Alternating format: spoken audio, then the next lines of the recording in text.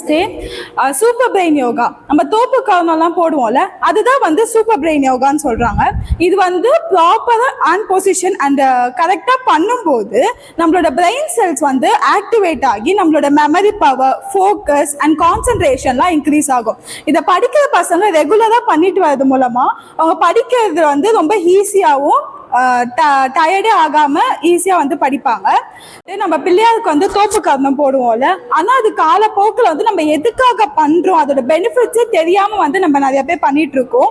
So அதோட சயின்டிஃபிக்கா வந்துட்டு நம்ம கரெக்டா இயர்ஸ்ல வந்து கரெக்ட் ப்ராப்பர் பொசிஷனோட கரெக்டான ப்ரெஷர் கொடுக்கும்போது நம்ம பிரெயின் செல்ஸ் வந்து நல்லா ஆக்டிவேட் ஆகி நல்லா படிக்க முடியும், மெமரி பவரும் இன்க்ரீஸ் ஆகும். எல்லாருமே காலையில வந்து 14 டைம்ஸ் வந்து பண்ணலாம்.